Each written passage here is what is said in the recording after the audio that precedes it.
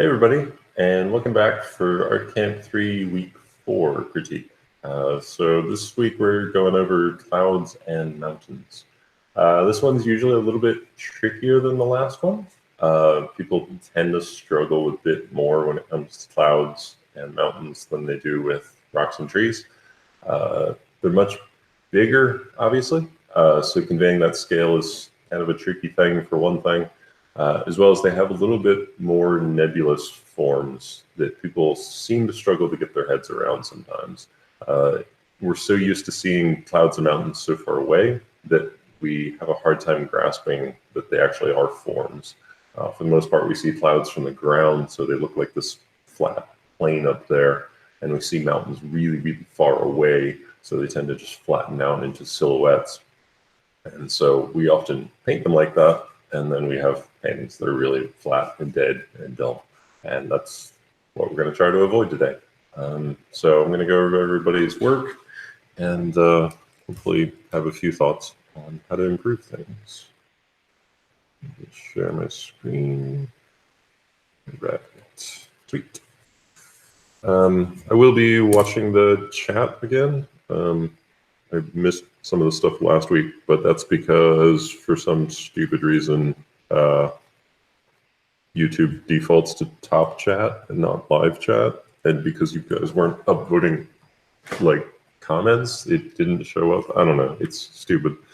But I should be watching it correctly this time. And so yeah, feel free to ask any questions if I'm not properly explaining stuff. Also, for once, I actually got a full night's sleep. Unlike my weird jet-lagged self last week, I'm actually back to normal functioning human, even if my wrist is still screwed up. Anyway, on to doing this stuff. So this looks good. This is off to a good start. Let's see here. The clouds are certainly a good start on things. Probably the main thing I'm going to be critiquing on clouds, I'm going to just go ahead and guess, is that most people are going to get their edges screwed up. Edges are probably the trickiest thing about clouds, is that they have to be the right mix of soft and hard, and if you get them too far to either direction, they look wrong for what they are. Now, these sort of rimlit, toplit, super bright, I guess almost backlit clouds like this tend to have very, very crisp edges for whatever reason. The fact that the light is kind of beaming through them means you get a lot of these crisp edged illuminated forms. So for your study, I might try to accentuate some of that. All the softness sort of happens. Ooh, don't know what Photoshop is trying to do here. All the softness happens inside the forms. So all these darks and stuff that you're getting inside these things, that's where all of your softness is going to be at. And then you're going to have this really, really crisp, rimlit edge to all these things. So I would try to emphasize some of that. Edges are really what is communicating a lot about clouds. So it's something worth paying a little extra attention to.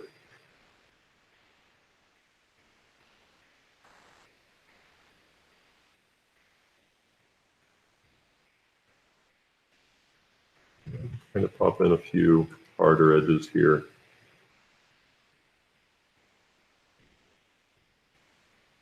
Also might be a good idea to go ahead and put the sun in there, since it is in there. It might throw off your values a little bit, but you know, since it's in there, it's in there. It also wouldn't hurt to put at least some indication of the ground. It's not obviously the focus of the study, but it can have some relation to what you're painting. And sometimes getting that in there, even in your studies, can be a good idea. That's a harsh requirement there, but at least something worth thinking about. So I'd encourage just a little bit more softness underneath here. You could even use a softer brush, maybe even like a round, soft airbrush thing down here, and actually bring in some of that softness. Sometimes I think people are a little too scared of using a soft brush because people have either told them not to use a soft brush, or because they end up with really, really mushy paintings when they do. And they often can. You can end up with really, really squishy, awful, terrible paintings. But there's also the fact that sometimes you just need some soft edges and you need some soft gradients in your paintings. And trying to do those with a hard brush can just be an absolute pain to do. And so there's nothing actually wrong with going in there with a little bit of a softer brush and playing around with that. The other big thing about clouds that I know I've talked about a lot and will probably continue to talk about today is color temperatures and the warm and cool color temperatures happening in clouds, because that's the other place that a lot of good stuff is happening.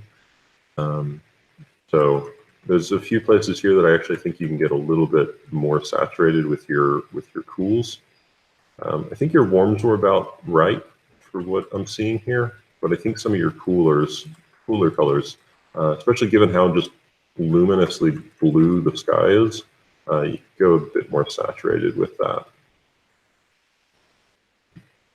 So I think just that is a little bit more of a push in the right direction. So very, very tiny things, but that's kind of what it's all about. Clouds are a lot of nuance. It doesn't take a lot to take a cloud from being pretty good to actually quite good. Now for mountains, the big thing I'm probably going to be harping on everyone today is form. Odds are things are going to tend to flatten out today. Also silhouettes. I'm sure people are going to screw up their silhouettes a lot because everyone does. It's okay, it happens, but just expect me to talk about that stuff. This is certainly off to a pretty good start. The first thing is the silhouette. The silhouette's a little too jagged right now. There's a lot of these things sticking up there. Clearly, maybe a little bit of lasso tool or something like that. But regardless, I'd kind of go back in there and clean some of that up. I can see what you're kind of observing in there in some of these places, but for the most part, even those little things like that will throw it off. Also, take advantage of times like this, where you've got this form coming in here, and there's a little bit of overlap, this little indication right there.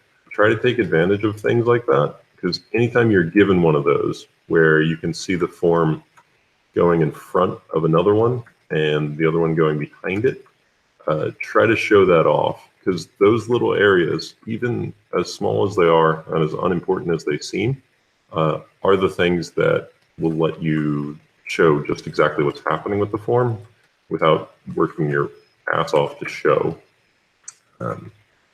So these little silhouette things, even though they seem tiny, actually are a huge indicator of what's happening. I think you actually did a good job with the blue over here and showing the distance, but I think as you got into this, you got a little bit hesitant with using it, and therefore you started going in with some darker colors to kind of outline things, and I think it actually kind of killed some of the atmospheric perspective. So be bold with your like super faded out shadow blue here and embrace it, because I actually think that a lot of this is going to be fairly faded. I think the direction this actually needs to go is a bit more towards light. You're a little too tentative with some of your lighter values, and I think given how bright this is, you can actually do with a little more value range on the brights. That's kind of going back to what I was saying about it being difficult to express the scale of mountains. Getting that value range just right is a real balancing act, and especially given the fact that mountains have so many different colors to them. I mean, you can see this has rock on it, this has grass on it, this has trees on it, and they're all different local colors, and they're all being illuminated differently, and then a lot of atmospheric perspective is happening too. got a little extra attention to that. So way more atmospheric perspective if you're going to do this one back here.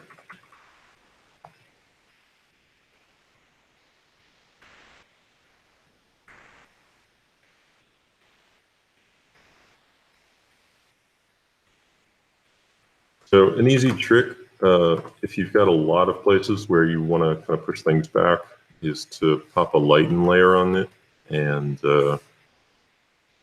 grab your light kind of bluish color and fade that stuff back there.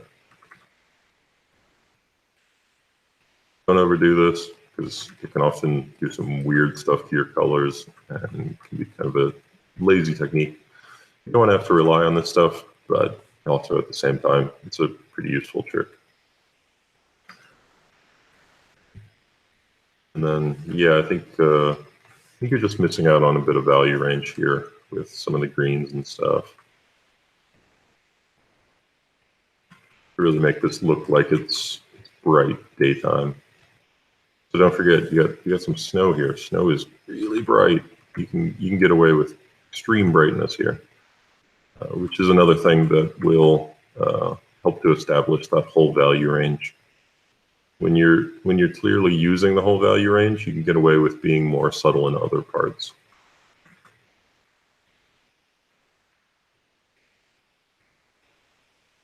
So, yeah, I think that's about all I have to say on that. But it looks good.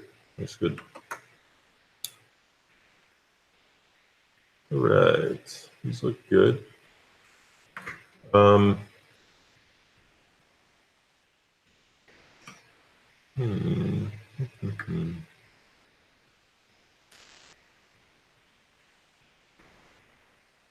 This looks good. I want to talk about the mountain study first. I actually like the way you've kind of amped up the colors.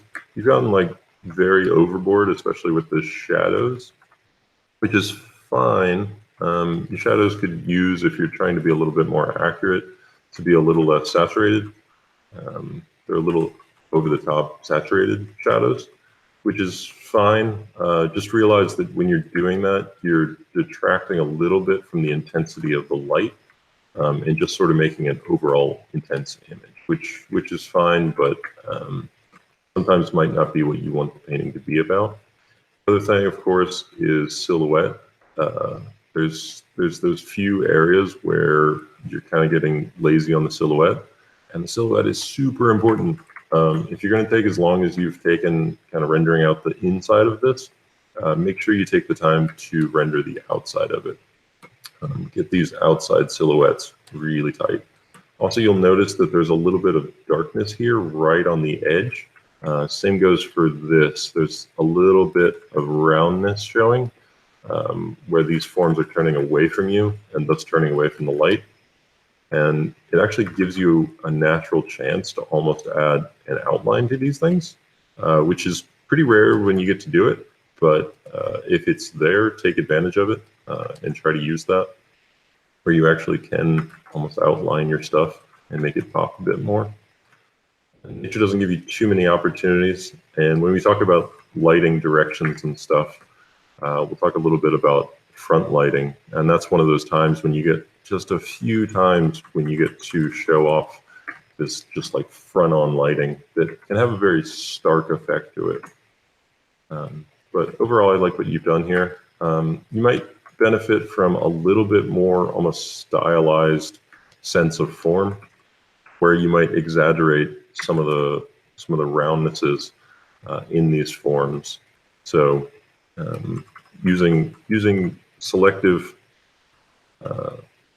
dark shadows in here to accentuate the fact that these are really rounded out separate forms. I like what you've done here in the central area, and I kind of just want to see that taken off into this, because this will flatten out just a little bit, and I want to see you stylize a few things to show off a bit better what you're trying to communicate here. As I often say, we're not trying to just copy, we're trying to make it better than the original reference. You want to show more form, you want to show more understanding. Your clouds look good. They look quite good.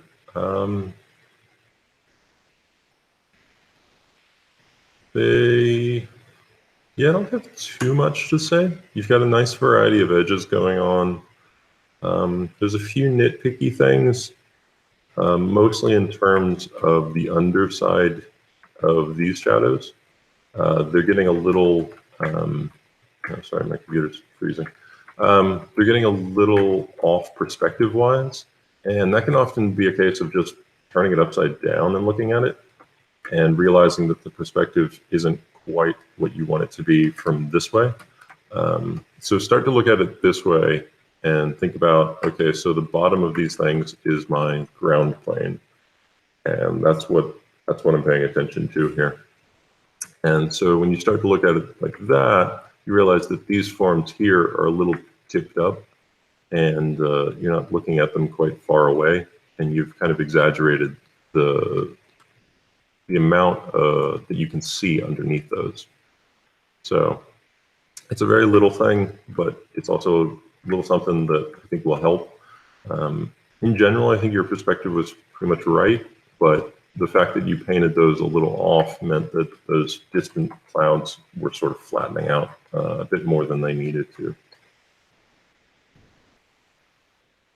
As far as the applied study goes, I think some of actually the same things I was talking about sort of come down into this, where I think, for instance, your silhouettes are not quite as strong as I think they could be. They don't have quite the solid strength that you're starting to see in some of this, where you've got these clearly delineated forms. So I'd like to see a bit more of that. Your clouds are looking pretty good. They're not quite as interesting as the ones you've painted, and they don't feel quite as solid. Partially because you kind of stopped at this level, and I'd almost like to see, you know, some more distance in there. Show us another layer back in there. You're welcome to get pretty bright with it. Don't feel too limited by where they are. You can really push a lot of scale. Realize that they just kind of keep going back. And you can get really tiny with some of your forms down in here.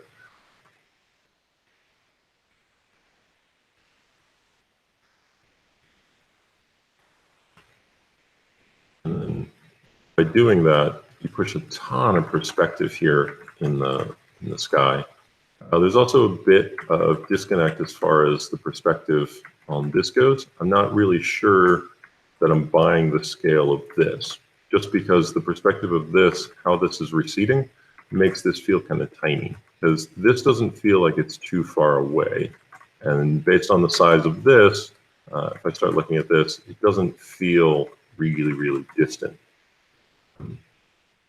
So whether that's adding a few more layers in here to make it seem like this is really, really receding back in here, might help a little bit. You can almost do that with just a few indications of being a bit further away, changing the size of some of your brush strokes back here to show a little bit more scale. A bit more overlapping forms, receding back in there. And this will start to look, I think, a bit bigger, and I think a bit more like you want it to. It was looking a little too diminutive before.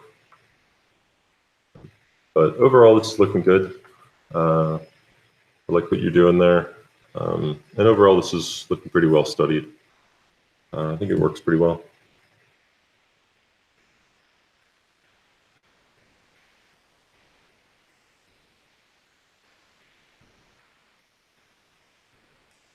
Right. And on to the next one. Looks good. Right.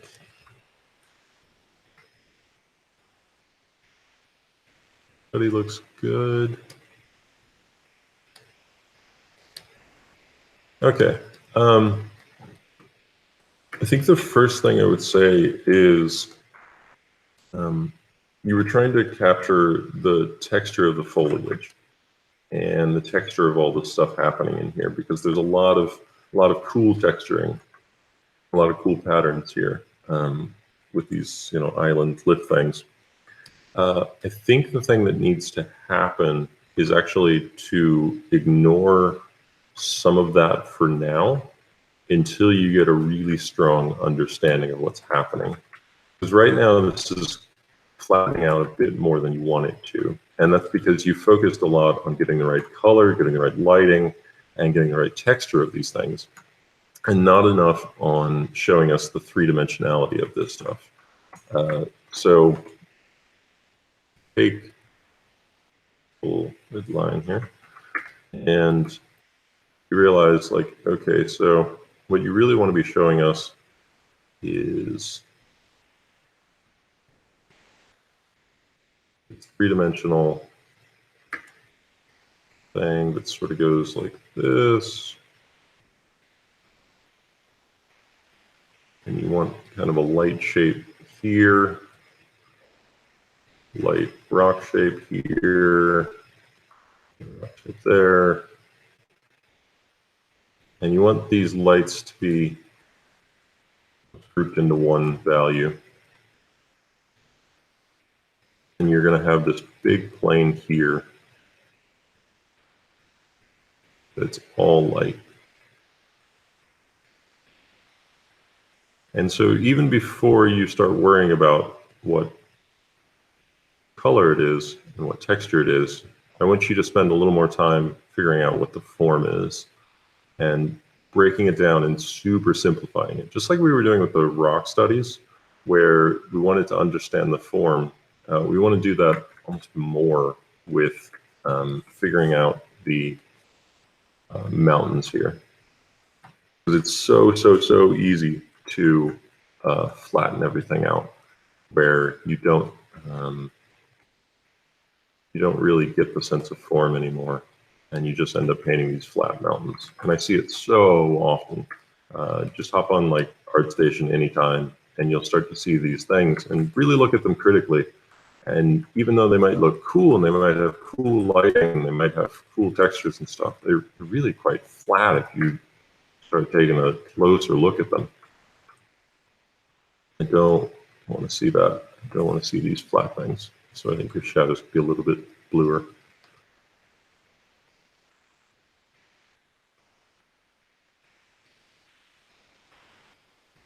But I'd encourage you actually to use maybe a simpler brush, and it'll prevent you from being able to do this stuff, which is kind of a benefit to you, because it'll force you to do things very simply. I often wonder if I should just force everyone to only use a really hard round brush for all of their studies, and their studies will often look way worse because it's not always the most flattering brush to use, but it does force you to understand things. You can't paint something that you don't understand and make it look good with a hard brown brush. You have to fully understand it, and you have to be able to break it down.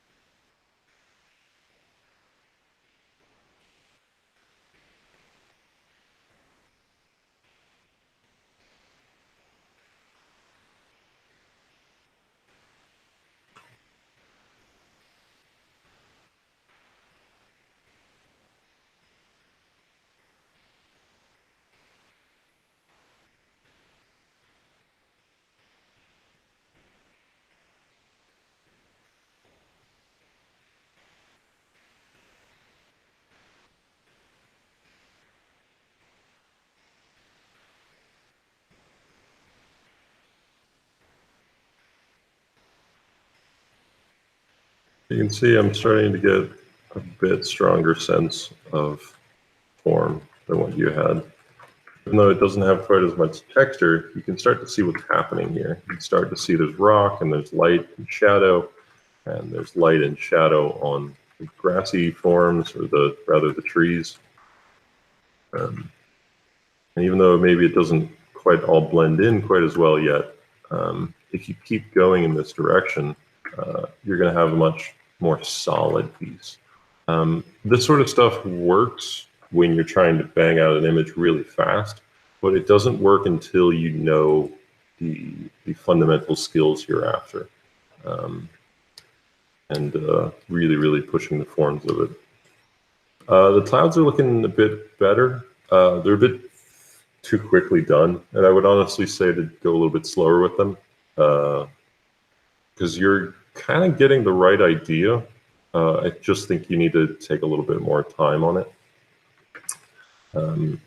For the applied study,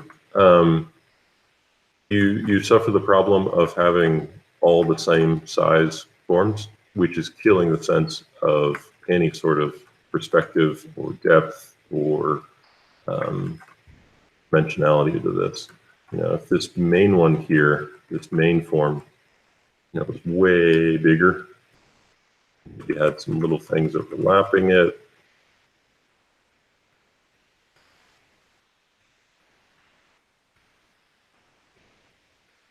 I might have a better time sensing the scale of what you're after here.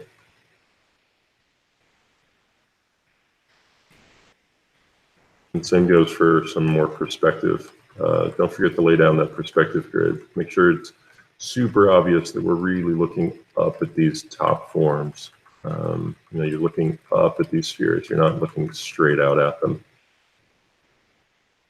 There's a lot of perspective going on.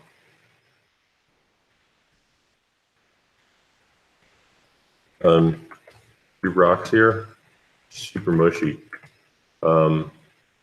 Partially because you didn't study the mountains enough for this to really get a strong sense of form for these.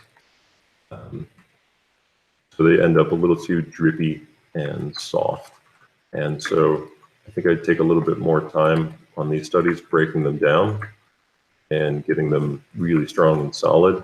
And that way, when you onto these, you'll have a bit stronger sense of these forms. I think the color and light actually works quite well on these. Even though it doesn't quite match your sky lighting, it actually works pretty decently.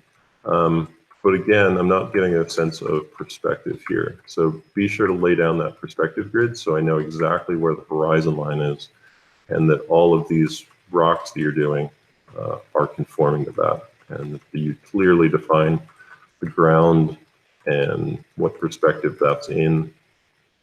And you really, really show me, okay, what's the top plane of this? What's the shadow plane of this? And encourage maybe a little bit more light in the foreground, because right now it's running the risk of just that rim light effect, where you're not showing us enough of what is happening with the lighting, because the lighting is so just restricted to just a rim light, and therefore it's not quite as effective as I think it could be.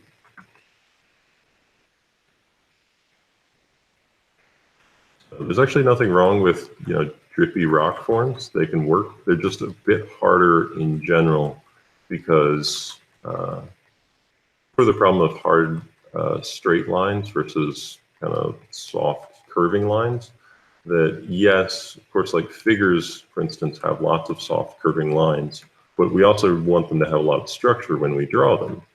And so it's this balancing act of incorporating a little bit more straightness in those lines while also having that softness to kind of show the form. So the straight lines and the hard lines provide some form for us, and then those soft curving forms actually give us more the sense of what it is, what's happening with it. So it can definitely happen. I mean, if you look at for instance, the cave painting that I do sort of as the sort of the pre-demo for this course, the like really long, like whatever it is, 5 hours, 6 hour, I don't remember, demo. It's all like cave rocks. So it's all these dripping forms. And so that'll definitely happen, but you'll notice that I go out of my way to make sure that they have a clear sense of dimensionality to them, even though they're very soft and very liquid sort of rocks.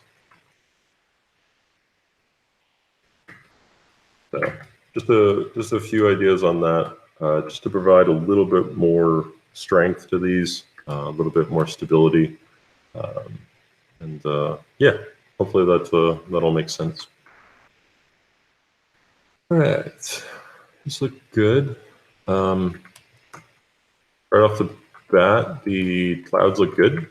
I would just say keep going. Keep going. Make sure that when you're doing these studies, that you take the time to actually do the full thing of the distant clouds as well. I know you were mainly focusing on, say, this one here in the foreground, but these opportunities to study how they recede and how quickly they recede is really valuable, because I like what you've done with this one. It's pretty good, but you've got a chance to study a bit more of that. The other thing I want to say is your forms are all getting about the same size. And that's pretty easy to do when you're looking at this. You look at it and you're looking at all the details and you're seeing all these nice bubbly forms and stuff. This is a case of interpreting things and realizing that, yes, one way to look at it is all of these. And I see that. But the one we want to look at is, we almost want to break it down like this, where you've got this big form, maybe two there.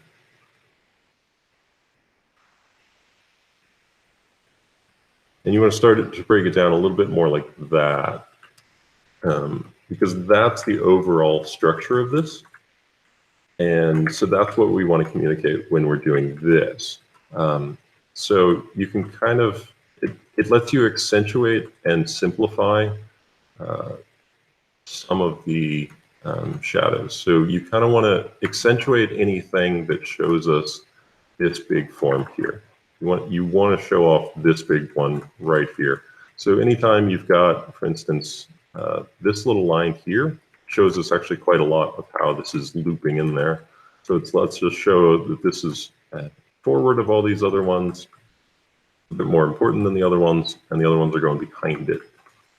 So that's one of those opportunities, and that lets you actually subordinate some of these other interior ones, make them a little bit less important. And same goes for this next one, where you want to be able to show off this sort of thing right here as the next kind of layer that I'm seeing in here. By doing that, comes a more interesting whole, and it holds together just a bit better. So it's a bit different than a usual approach of studies, of just trying to copy things as best you can. It's really trying to understand and look at things. The more you can see these overall huge forms, the better. These are some sweet mountains. Norway is crazy. Norway has some ridiculous mountains that just look like these crazy rocks just jutting out of the ground in unnatural ways. So in that way, they're actually quite good ones to study. As far as your study goes, I think you're kind of getting the right idea. We're feeling pretty good overall. Actually, just in general, you could benefit from some stronger blues in here. I think your atmospheric perspective isn't reading as well as I'd like it to, just because you're a little too grayed out with some of your blues, and it doesn't feel as strong as it should. It's all about making sure it's in relation to what you're doing with the sky, and you did a good job of, you basically matched the sky of the photo, but then you grayed out a lot of the shadows, which isn't making it work quite as strong. The other thing is, actually it's quite important, but getting the base of mountains to be right is really important. So it actually helps us to show that scale. So the fact that these are so far away means that they basically have a straight line. If you want something to seem far away, the fastest trick is to just do a straight line at the bottom of it, and I swear it will work like 90% of the time.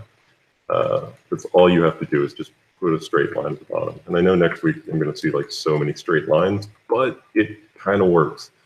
It mostly works. So it's at least something to think about. In general, though, I think you're kind of on the right track here. Yeah, if anything, I would say this kind of just needs to go further. Just needs to be pushed a little bit more. Your forms need to get a little bit smaller than they are. Because right now, you know, when you've got one big brushstroke that defines sort of the shadow here, you can go in there and get a little bit more nuance in there of, okay, now that you've got the general idea, let's get it more accurate of exactly what's happening back in here.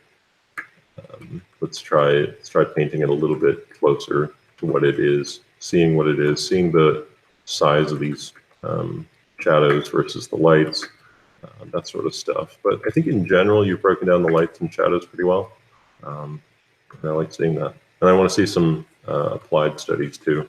So trying to see how well you understand this stuff in pretty awesome applied studies. Ta-da!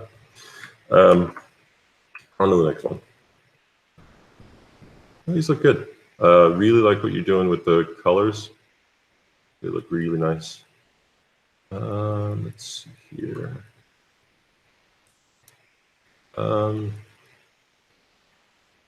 Clouds are looking pretty good. These are tricky sort of clouds to do, and they can be an absolute pain to paint. You've done a pretty good job overall, though.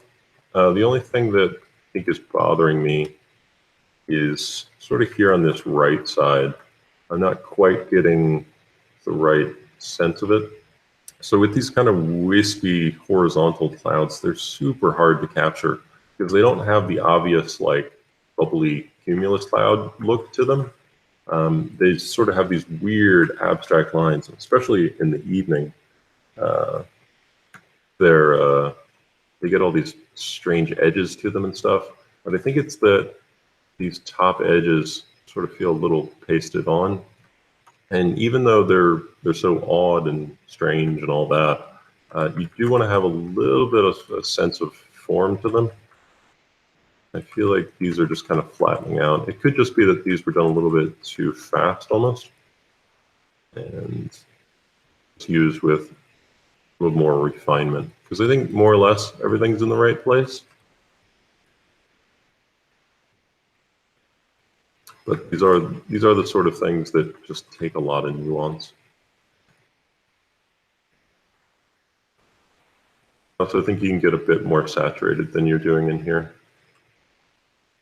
I think you've got the range that you can do a few spots that are a bit more saturated, and I think that'll help them glow a little bit more.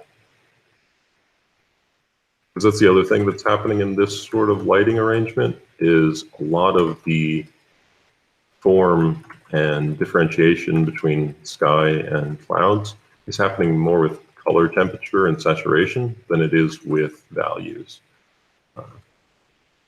This is one of those really subtle times when you get to do fun stuff with color temperature. This is also a time when getting these areas where the dark is hitting are almost acting as outlines. And so anytime you get to observe those, that's a case where you can take a little bit more time and go a little slower, because most of the form and most of the perspective even is being shown in these few little lines, kind of almost flat and nebulous for the most part. And then there's just these few lines that are defining basically everything. And it's that weird sort of front lighting that we talk about that you get kind of strange outlining effects to your forms. So maybe a little bit more time spent on that. But overall, looking good. Mountains look quite good. I don't have too much to say on the study. I actually think it looks fairly strong. I like the way you've simplified things. You have definitely toned things down, and I think it works fairly well. Yeah, I don't have too much to say on that. I think that looks good.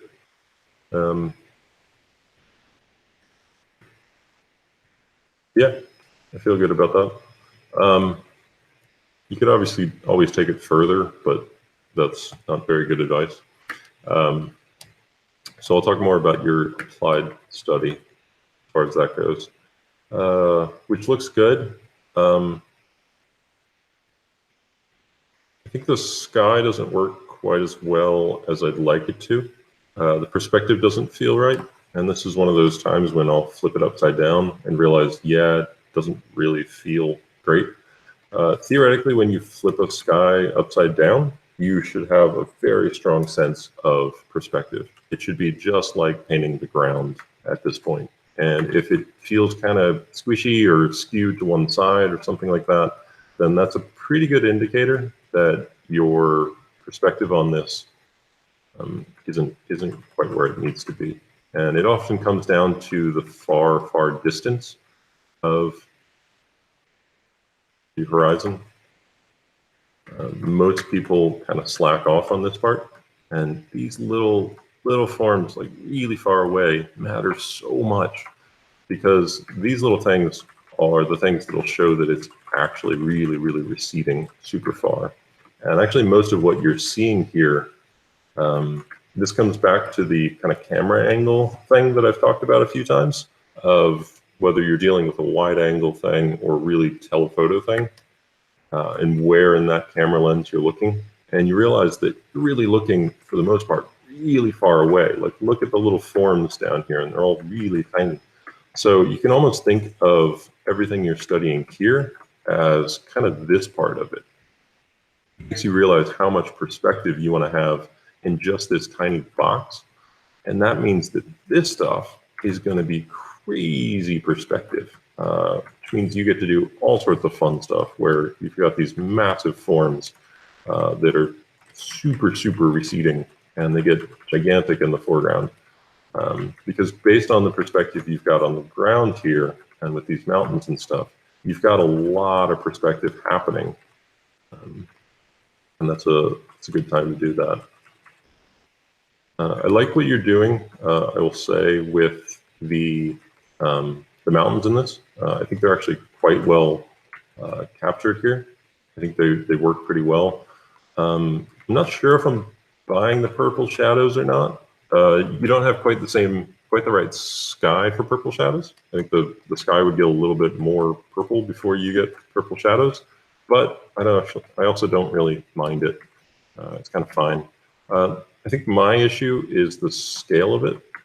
You're trying to capture almost this sort of scale of mountain here, from what it looks like, from what it's reading like here, but it's not feeling like the right scale in relation to your foreground here. So one of the things here is that just with the design of everything and the perspective, you can start to see, like, okay, so this is going like a long ways back there, and then it's going up to this giant mountain, and you realize these things are really huge. Whereas this feels like right next to this, which feels right next to this, which is right next to the mountain. Which means that these two things are not that far away. And this is another case where, yes, you can just use a straight line, and ta-da, straight line trick works. Straight line trick is the best thing in the world. As soon as you start looking at beer stats really close, you realize that all of the bases of his mountains are straight lines. And that's where I picked up the trick from and have been using it ever since. And all of a sudden it makes things seem so much further away. And you'll notice you did it in the study and it worked really well, and it got the right scale. And I think if you're going to do this, you can have the same, like, almost beachfront look to this, and it'll work. But try to think about that perspective. and how far you want to push this stuff back.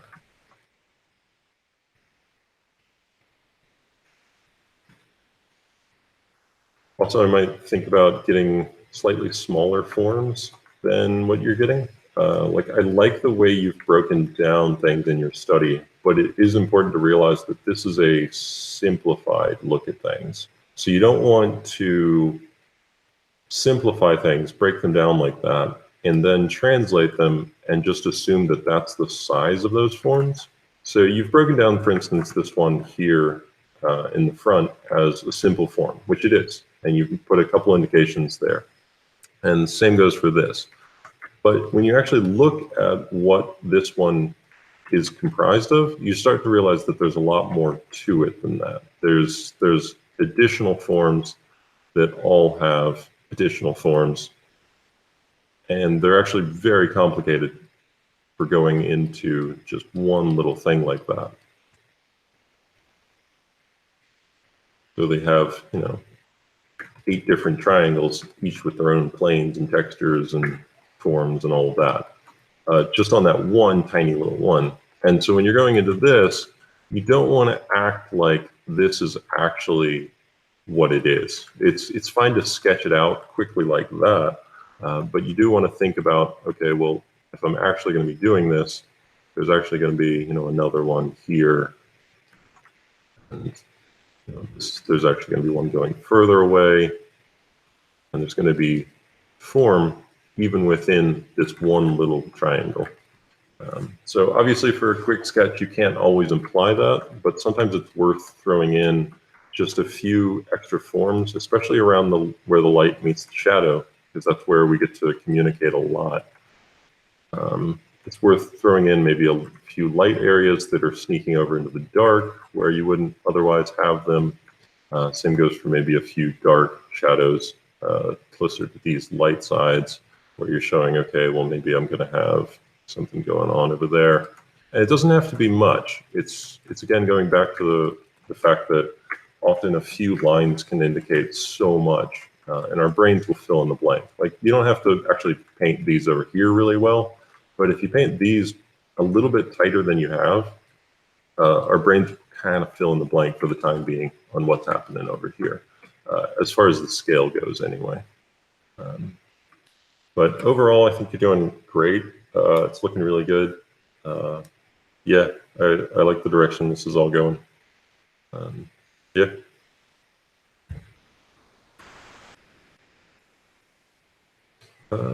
Right. This looks good. This is really strong. Your mountain study is really, really strong. I like what you're doing here. There's good color. There's good form. Yeah, I think this works quite well. I think you got a little bit lost trying to paint this. You've done some pretty good stuff in there, but you've also tackled a really difficult one that is very confusing. So you're painting an incredibly complicated scene and trying to do something ridiculously complicated.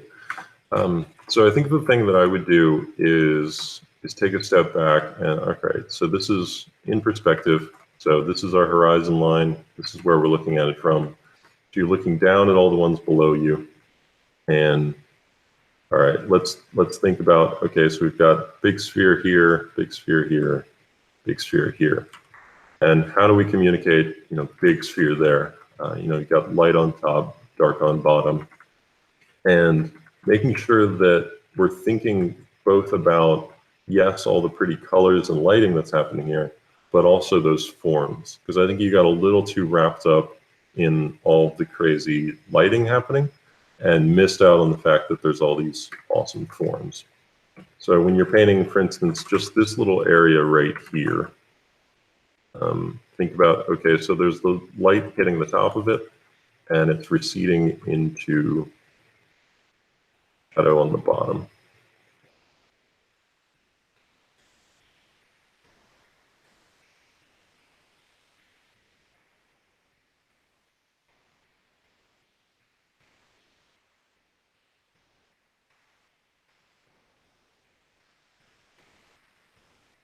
even for this little area, we want to be able to communicate that this is kind of happening like a sphere.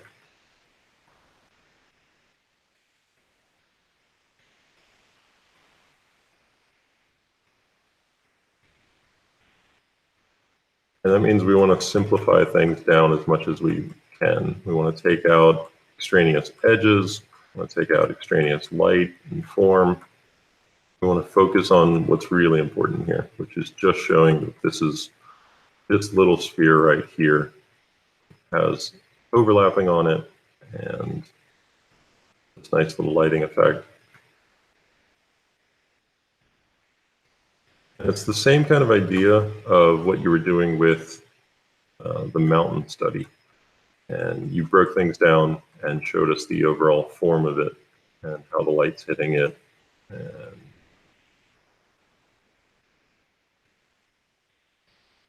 so honestly, for stuff like this, where it's so ridiculously complicated, I would almost like zoom in and try to figure out like this much of it before you try to tackle this much of it, because this is really hard. Like doing a proper study of this would either take a long time, very long time, or you would have to very, very, very much simplify things. And I think you sort of hit the midpoint of that, of not quite going too far either way. You didn't quite spend long enough on it. You didn't quite simplify it much. So I would actually try to tackle something a little bit smaller for the time being. This is a super wide angle, incredibly complicated scene that I think you tried to do a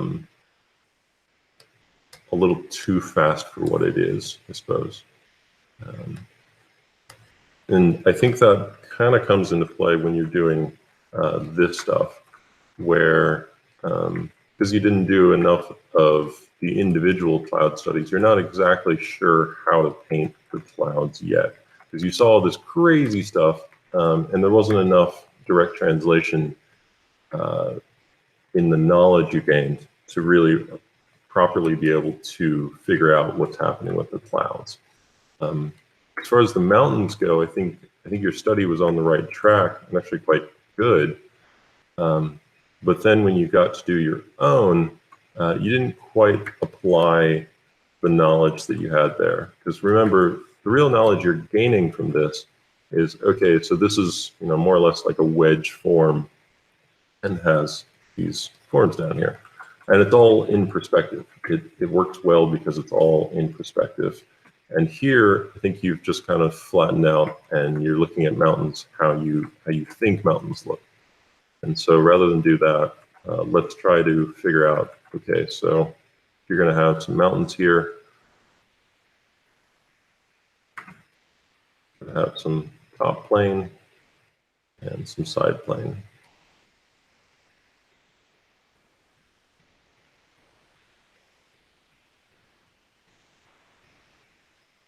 And start to think about these abstract shapes. Just draw like super basic, like pyramid mountains. And just practice drawing these in perspective. Because if you can do this, you can basically paint any mountain you want. This is more or less literally everything that happens. It's taking this and then doing some pretty lighting and stuff. That's most of what is happening with painting mountains. Is figuring out the perspective first of all. So figuring out, okay, so you've clearly defined a horizon line for us, and then figuring out, okay, so can you draw pyramids in perspective? Can you draw some that are down here? And the nice thing is the mountains are, basically any shape you want. So even if you have a wonky pyramid that's, going back this way, as long as it more or less reads in perspective, it's going to work. It's just establishing that first. And then when you're painting and you're figuring out the light, I mean, if you just illuminate all the top as light and then darken all the side ones, you're going to have a much stronger sense of these really solid mountains.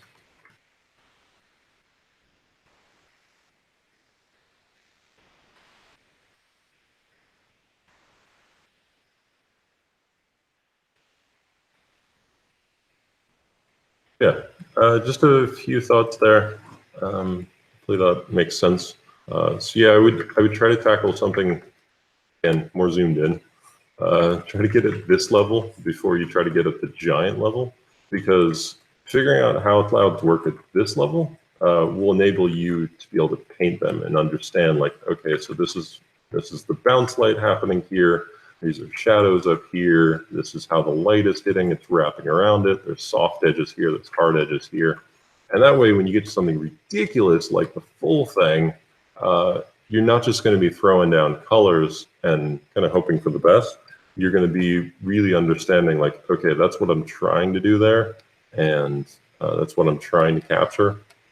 And I think it'll be a bit easier, a bit more possible to do. All right. All right, these look sweet. Let's see here. Love what you're doing with the cloud studies. They look really good. Really good edge control. Nice sharp edges, soft edges. Those are working quite well. And really good mountain studies too. I think they work really well. They do a great job of showing that scale that I keep talking about. How it does come down to just a few little, forms and stuff, and see the shape of the edge. The shape of the mark making up there is really all it takes to just indicate, like, okay, those are just rocks really far away. So I think they've got a good sense of light and dark. I think your shadows are maybe a little too dense in here. I think they're getting a little too dark. It's probably spot on for the photograph, but I think as far as the painting goes, it darkens out a little bit too much. So I think I mainly want to talk about your applied studies, because they look very good, but I think I have a little bit more advice for how to push these a bit further. I think the main thing I'm seeing is that I think you're almost trusting your thumbnails too much and not thinking about it enough in 3D space when you're moving away from those thumbnails. So when you did your thumbnail, you had these rocks here, and there were this nice clear dark shape in the foreground. But now that we've moved into, okay, let's try to explore finished paintings, you haven't pushed them from thumbnail shapes to, okay, this is an actual rock in 3D space. And by that I mean, I'm not getting the sense of, okay, this is actually in front of this, or whether this is built into this, or what exactly is happening in terms of 3D shapes.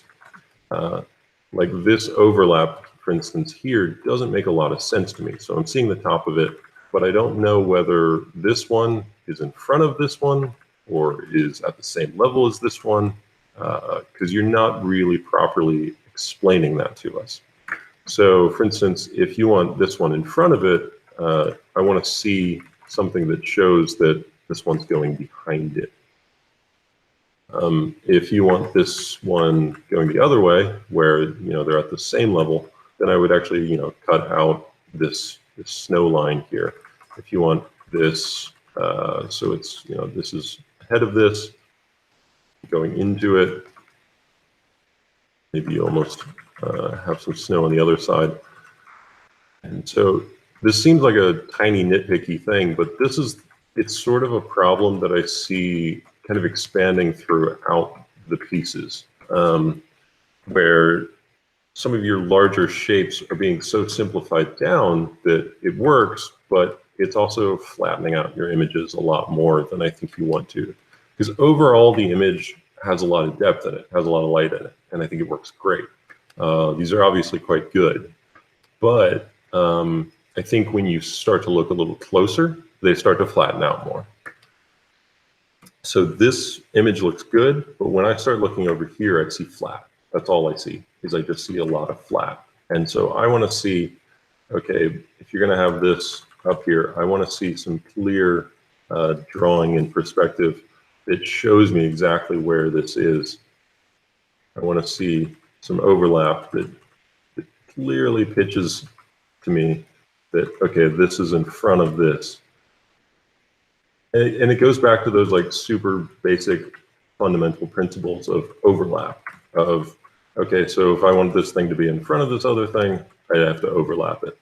And how do I do that? I show it by doing these little tiny indicators that show, okay, well, this thing is going to be in front of this rock wall behind it.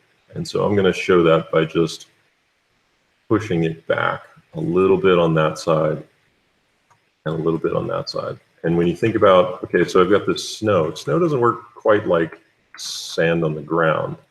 This is kind of how it would function on the ground. But when you start to look up in here, really what you're going to get is you're going to get snow on the top of forms.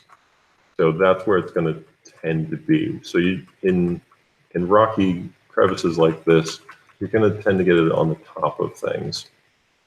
And so these are actually going to darken out a little bit. And this gives us a chance to, rather than have these, straight forms that don't really show us the direction, it allows us to actually get a bit more sense of direction in these things, see that they are in perspective. It allows us to get almost a direction to these things and further accentuate the perspective of this. And so if you're looking up at so many of these, you're going to get a lot more, a lot less of this kind of snow on the top, and rather you're going to get a little bit more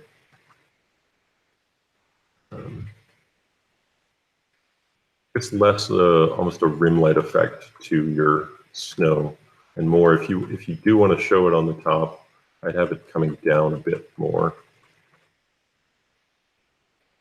And thinking about, okay, how am I going to show, if this one rock was the total focal point of this whole piece, how do I show that this is just an awesome, sweet rock that has lots of form to it? I'm going to do my best to differentiate a couple forms. I'm going to show this plane as clearly different here.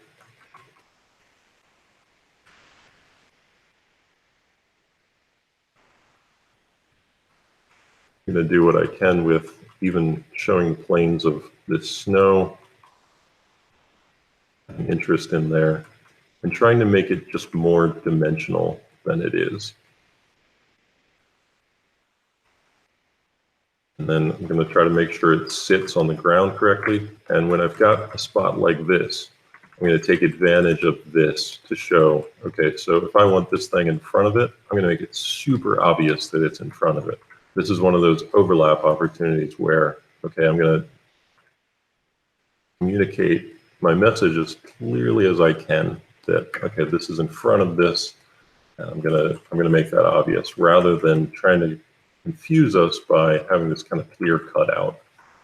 And this is the sort of principle that I think applies to a lot of it, where, again, this has a lot of depth, but this has a lot of flat. This is where things flatten out. Same goes for in there, in there. These things seem to flatten out way more than I think you'd mean them to. And it's not that you have to break the silhouette. It's not even that you have to add, say, light shapes into here. It's that you want to think about, okay, yeah, sure, this is going to be entirely in shadow, and that's fine. But even still, this is just as important. This is just as important of an area that I can show depth, I can show form. And I can make all of this seem in perspective.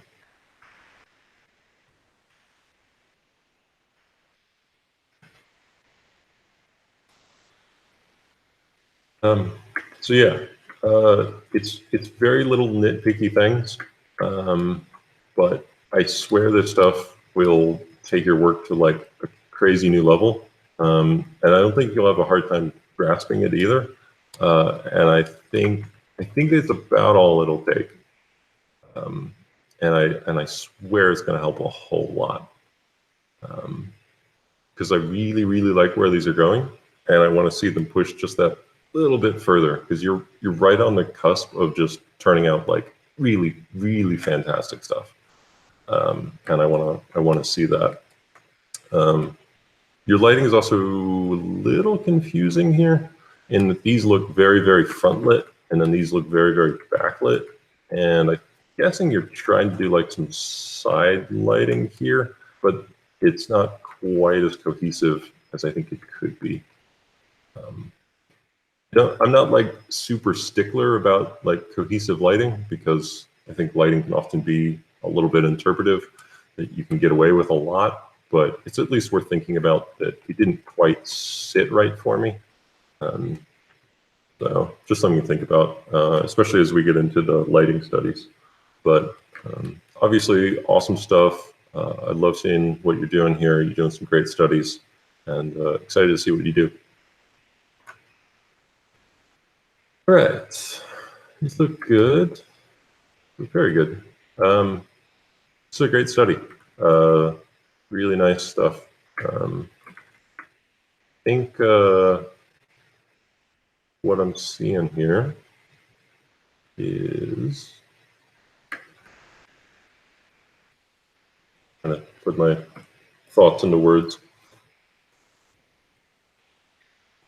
For one thing, obviously what we talked about with overall forms of, okay, you want to get this overall form, and let's try to communicate that overall form. I think you maybe could focus a bit more on the ground planes of it and the shadow sides of things. I think that's a place that you could get a lot of extra form out of here, because you've done a good job of showing us the light side of things and how the lights are wrapping around. But I'd like to see just like one pass of going in here with these darks and showing us how these shadows are working. And I think that alone would help to make these a lot more voluminous, form-filled things.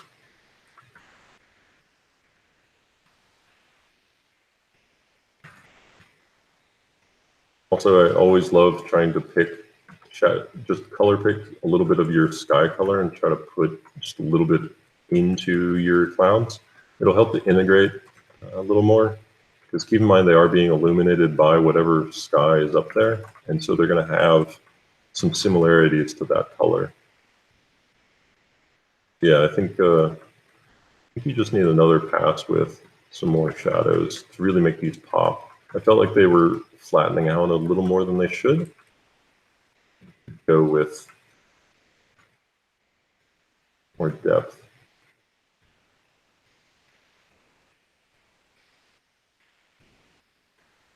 But overall, quite nicely done. I think it works very well.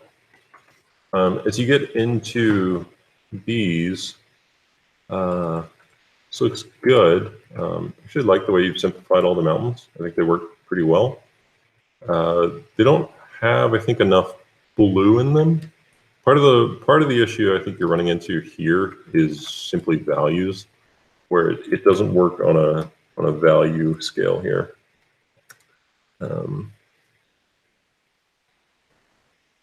Yeah, you've established this very dark sky here, and that's fine. You can always stylize a sky really dark, but it's not going to quite work with what you've got in terms of the ground. And I'm also not getting enough atmospheric perspective to justify such a blue sky. If you're going to go so crazy blue, you're going to get some really, really, really blue distant mountains, and you're going to get a lot of that intensity there to tie together as best you can. And that might come partially from even lightening up this sky just a bit. Not sure, but it's at least a thought. You can go dark, but it's a bit of a different ballgame when you start doing that. So think about that, and think about how it's going to affect the rest of your colors, the rest of your values. As far as the clouds go, mostly they look pretty good. Again, I think it's that a bit more perspective on the ground planes, the shadow sides of these, to really, really show us Like, okay, what's happening? Is it obvious from this way, like how these things are receding? And it's not super obvious. I'm not getting a strong sense of perspective from this direction. And part of it comes from the really distant ones here, that they're not receding quite as well as they should, partially because you didn't study enough in that one up there to really show this distant receding that you get.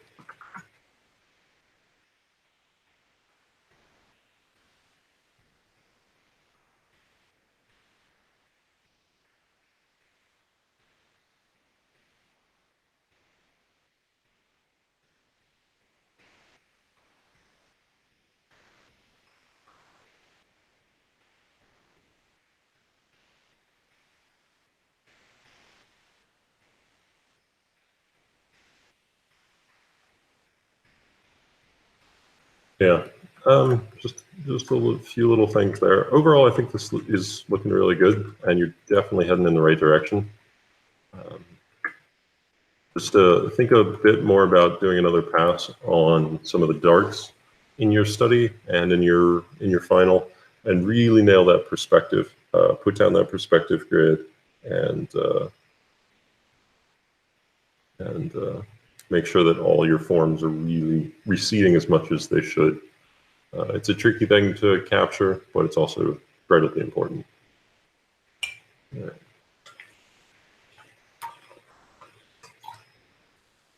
All right, these look good. Really like that. That's looking fantastic. And I actually think a lot of what's happening here is working pretty well too. Yeah, your studies in general are looking pretty good. You do with a bit more sharpness here. It feels like you missed kind of the last crisp pass of this one. Again, you've got that backlit cloud look that we've talked about today, where you get these really crisp edges. And it feels like just one extra pass where you get to go really crazy with how crisp and bright these edges are is going to make this read appropriately. This is one case where you get to go just way over the top with rim lighting and crazy light effects. So just kind of do that along it. These look pretty good. Value-wise, they're not working quite as well as I'd like them to. Hold on 1 second. This is the best way to check your values, which I'm pretty sure I've talked about. Set your proofing mode to grayscale and then turn things to grayscale. Like this really just kind of flattens out once you turn it into grayscale. Now this worked a bit better, but the problem with this one is actually more a case of perspective, that I'm not feeling the sense of perspective receding as it should. This, especially, I think this back form just kind of falls off, and then yeah, it doesn't sit where it should. I think the rest is almost sitting where it should, but this back mountain and these back mountain ranges aren't working. I think how you want them to. Perspective of this is actually very nice, which is why I think this is probably the stronger of the two. Is that even though value-wise, I think you're a bit off from where you want to be. It actually does work pretty well. And to get the scale, I think you want to think about those straight lines really far away. Super easy trick, but it works almost every time. And then fit in your sky as far as kind of drawing in places.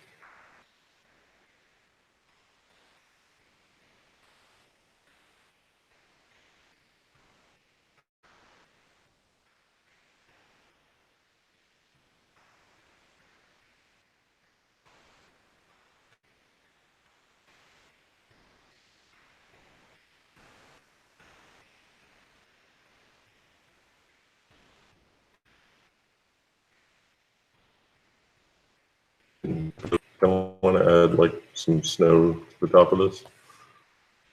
Weirdly enough, I think that's going to help your values read, because you tried to do some interesting light effects on this, and I think it works to some degree, but I think you can get away with a bit more in this case with a bit of snow on top here.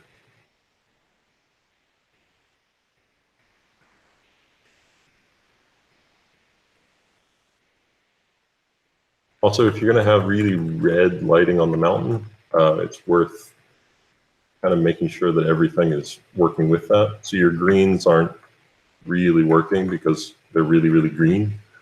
And so they're not sort of part of the same world as the other stuff that's happening there. That's something, of course, we can get more into as we get more into the lighting setups. But overall, I think these are working pretty well. Actually, your forms of clouds and mountains are generally looking good. These don't feel quite in perspective nearly as much as they should. They're not receding quite as well. This, for instance, alone looks kind of fine, but then it doesn't come forward as much as it should. You know, if it's going to have this much perspective, you're going to get some like really, really big forms here in the foreground. You're going to get a lot more receding going on.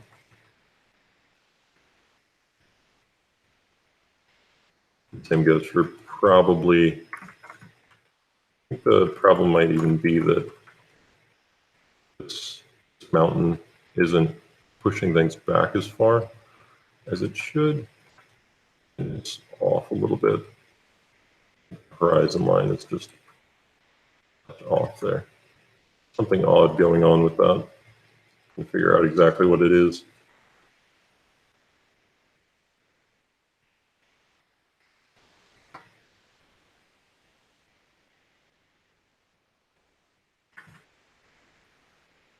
But yeah, I'm not fooling too much with that.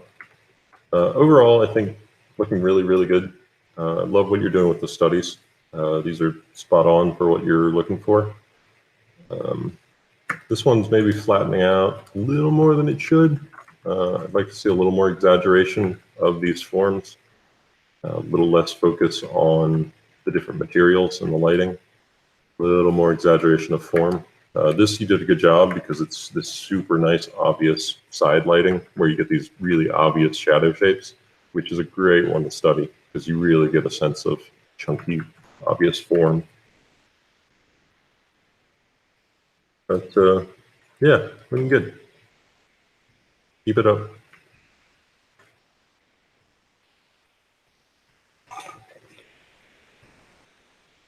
All right, this looks good. This is definitely off to a good start. I think, again, as I've talked about, when you've got this backlighting or top lighting that gives these really strong rim light effects, those are important to get, and those are important to observe very, very closely. So that's a case where you actually get to maybe zoom in a bit, use a little smaller brush, and pay attention to those really hard edges. This is a case where you get to use really, really crisp edges on clouds. And try to observe those as closely as you can. And then make sure you get that softness to counteract all that. It's going to be really nice and soft. And you're going to get these beautiful glows on this shadow side. And you can accomplish a lot of these glows by just using a grayer color like what I'm doing now, rather than even a warm color.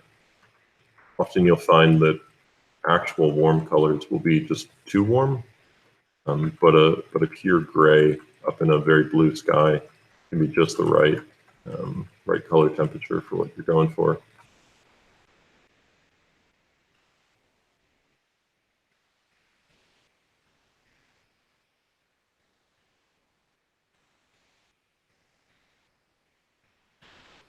Overall, I think this is definitely on the right track. So just kind of, I would suggest going back in there and taking a little closer look at some of the silhouette and some of the edges. And because you've generally got the idea that, okay, so there's light here, but go back in there and make those just really perfect, really stand out. And you'll find that just by making those few areas absolutely perfect, it communicates the rest to us. Um, it's one of those things where, again, those few forms, those few shadows, those few indications will tell us so much about what's happening with the whole thing. But overall, really good.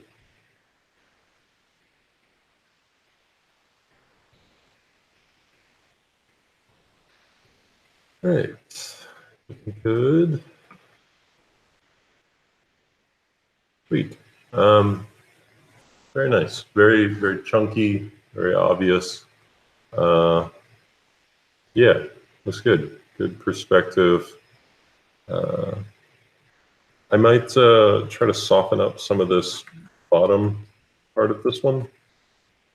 Part of trying to get the scale of something like this is giving something like this, where it is a little bit crisper and you've got these more obvious chunky forms, something to play off of by having some more softness in the scene. When you look at all this softness here, it's a nice balance for what is happening here. It allows these things to be as chunky as they are, and so I think it needs that bit of softness. This is looking good. I think probably value-wise, I'd like to see this pushed back a bit more. I think some of your darks up here are getting too dark and are getting a little confusing. When we talk about lighting, we'll talk about this sort of lighting setup where you get this front lighting, and it becomes all about the textures and patterns on things. It becomes all about the local colors, which is great, because I think you have captured where those are and actually communicated a fair bit of form with them, which is great. But I think they get a little bit broken up, particularly when you look at them in terms of values. They get a little confused and all over the place. Now, when you get into your applied study, your perspective apparently vanishes on your sky. I'm not sure what happened to the perspective, but again, it could be just the things you're studying, that you're not studying enough of this sort of cloud receding. So don't forget, apply that perspective and think about, okay, I'm looking up at all this stuff, and I'm actually going to see mostly shadow sides to this stuff, depending on where exactly it's at. Okay, let's establish the bottom to these things and the top.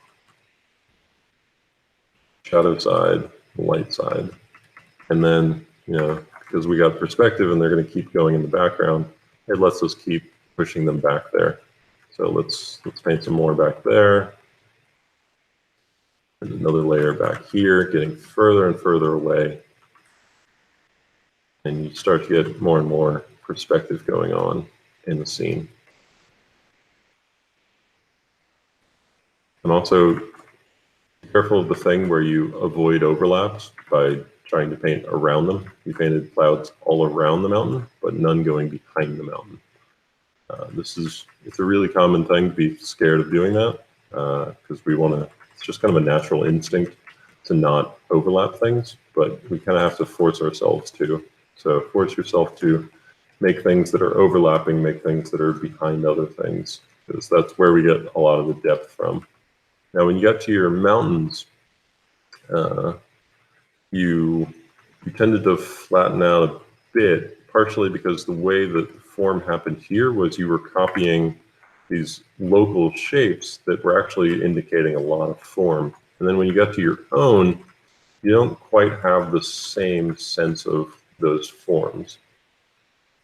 So if you're going to keep the same kind of simplified forms, you're doing some of the right stuff, but I think some of the shape of these forms isn't quite reading like you want it to. For instance, this is probably going to be another going in here, so I would almost break up this top plane into perhaps a couple different ones.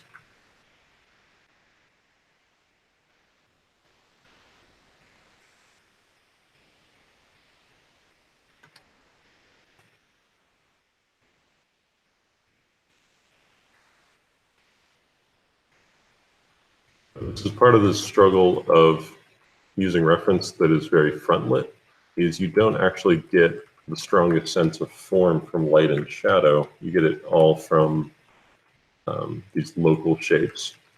You also have three very different treatments of how you approach these three different mountains, and I think that might also be hurting.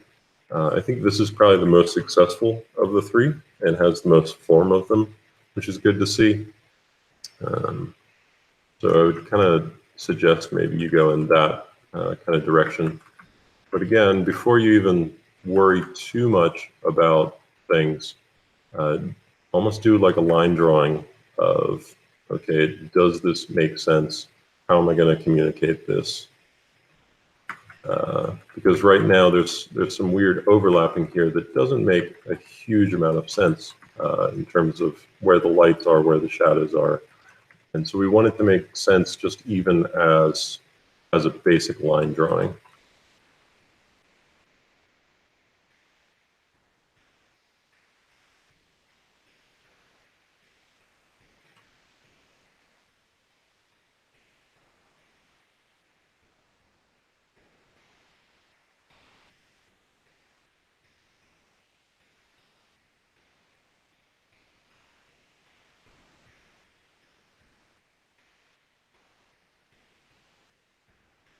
Figuring out some of the directions of things. So there's a lot of these kind of triangular forms in these mountains. That's kind of how they're constructed. These almost these columns of wedge-shaped forms leading down the mountains. And occasionally they'll overlap like these. So you'll have them going in two different directions. And so that's kind of how you want to build these mountains when you're building them for your own stuff. Yeah, so looking good. Definitely heading in the right direction. And good stuff with the colors, by the way. I like how you have observed all the local colors going on. There are a lot more colors in mountains than people tend to realize. So, yeah, looking good. All right, these are looking good.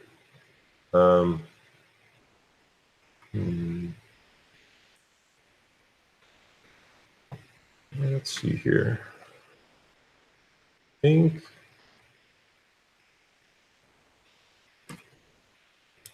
think for this, I'm going to talk about the mountain first.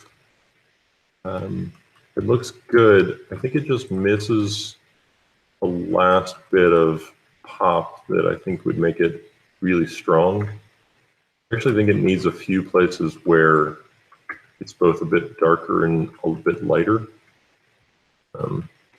Believe it or not, I think that'll help it read better for what you're doing. Because I think your drawing's in the right place and your general shapes are in the right place. But actually by having the value range as limited as you've had it, you're missing out on some of the cool stuff happening that's really making this feel dimensional. And yours is flattening out a bit more than it should. We're actually just going in here and ever so slightly adding with very little value change. Almost a bit of highlight in there.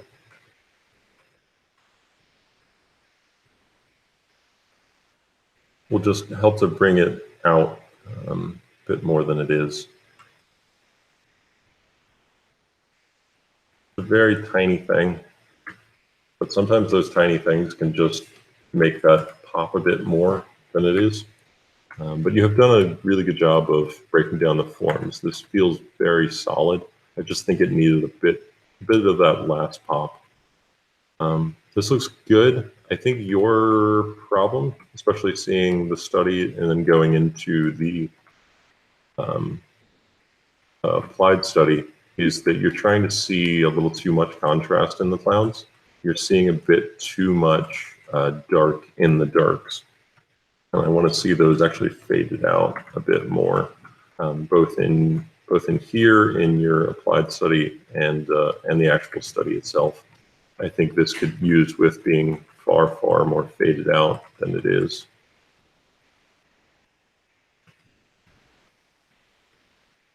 Yeah, you're getting way too, you're seeing all the darks and you're seeing them really dark. And I actually like to see you almost fade those out.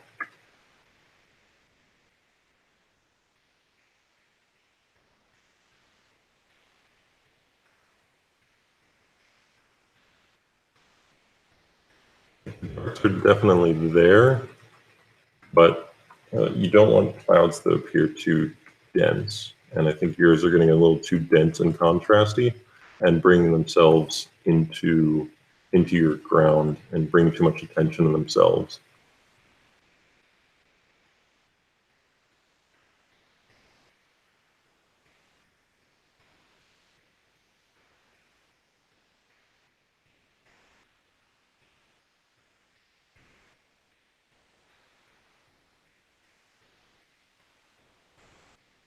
So just by simplifying those down so slightly, it works a bit better.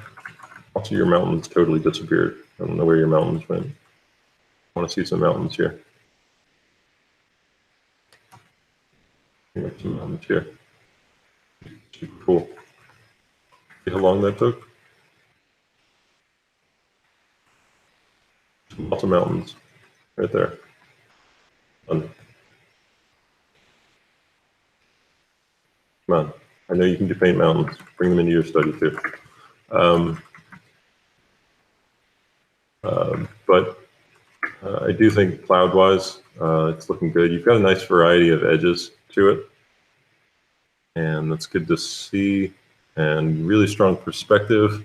And I think the only thing is just making sure that you're not getting too overwhelmed with the darks. It's easy to see too many darks in clouds, and even though they're there, you don't want to overdo them, and you don't want them to appear too dense. You want them to appear kind of light and luminous and not too heavy. Sometimes you can almost get that contrast you're seeing by, for instance, some hue shifts or some saturation shifts, and do a little bit less of it with actual just pure value.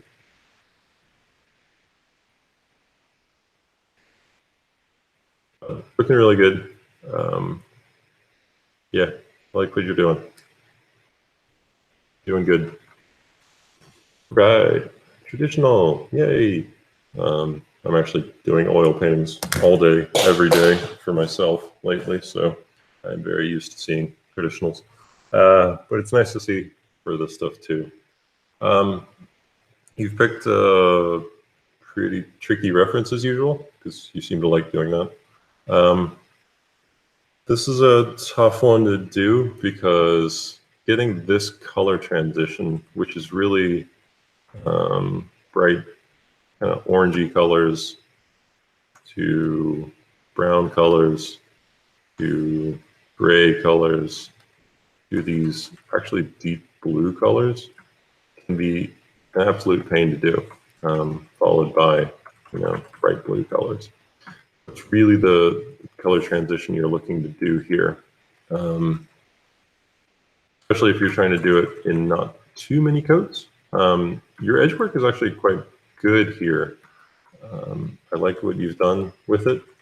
I think it does need that extra push of light though, and this is, again, really tricky stuff to do traditionally, because when you mix, obviously, the oranges in the blues, they look terrible. That's the beauty of oils, is sometimes the transitions you want to look super good just look awful as soon as you do them. So this can be an absolute pain to do. It can require multiple coats to do.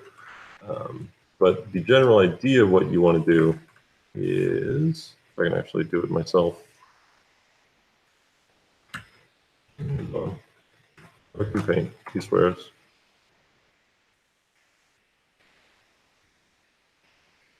Is you want to get this soft glow here. And that actually applies to some of your rim lighting as well. Your rim lighting is get a little too chalky and white, and you want more of this warmth. So that can actually mean going back in and perhaps scumbling over, which means using kind of a dry brush with barely any paint on it, and actually take some really bright oranges, like a nice cadmium orange, and going back in there, and it'll actually darken a lot of the places, kind of like what I'm doing now, but it'll also provide some of that luminous orange glow light that you're getting here. That I think will really help.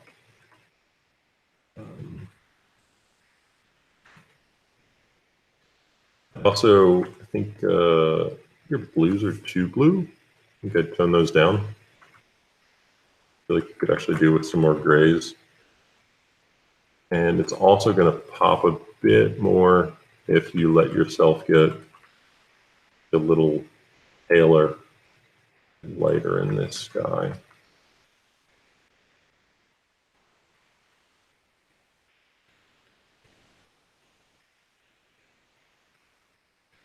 So this stuff is a pain to do, particularly the size you've done it. I have a hard time getting all these precise edges and color transitions and stuff like that at this scale. But it is doable. Actually, I had to paint something fairly similar to this recently, and it's super fun. Let's see here.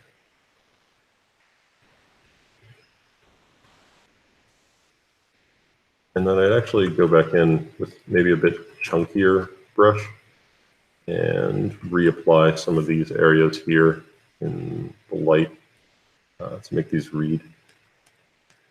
We go back in once you've done kind of a dry scumble. I'd go back in over top of that and then redefine a few things. And, get that warm glow as best you can. It is an absolute pain to do, but it's a fun look to get if you can actually manage it. But I think in general you had it right, and you did a good job with your values and your edges, which is awesome to see. Again, that's not a particularly easy thing to do in oils nor at this scale. But I think if you go back in and try to get some more of that warm glow, I think that would be a good thing to learn how to do. Yeah. All right, looks good. Let's see here.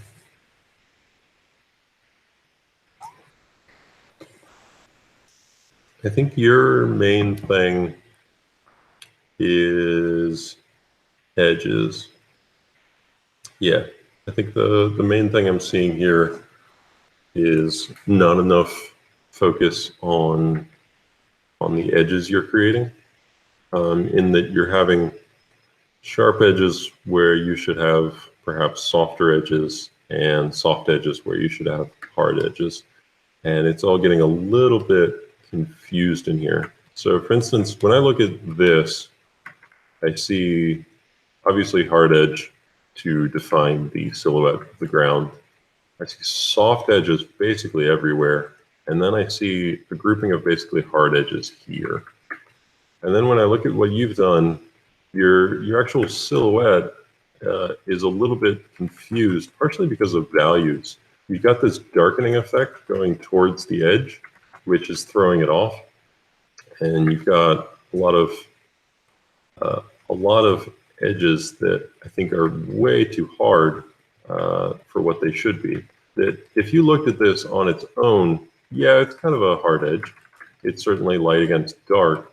But when you look at it in relation to the whole image, it's nowhere near as sharp as this.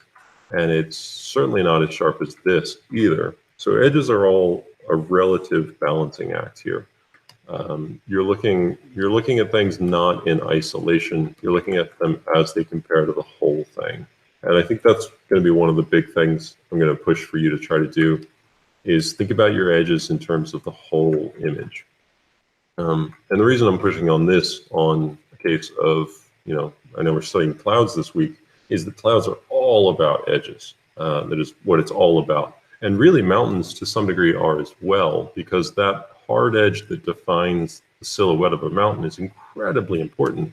And yet, for a lot of what you're doing, your silhouettes aren't quite as clear as I think they should be. They're a little bit wobbly in places, and some of your interior edges are too soft, too hard, and that's where I think you're getting yourself into a fair bit of trouble and causing yourself some problems. Value-wise, I think you're about right.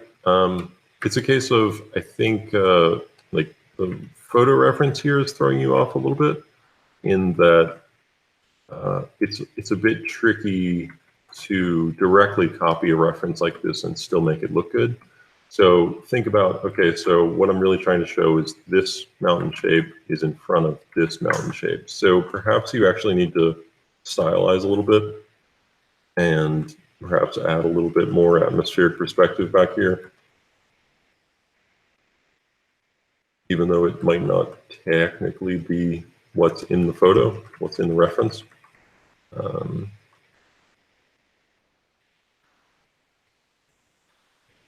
For the sake of an easier read on the image, an easier understanding of those forms, it might help.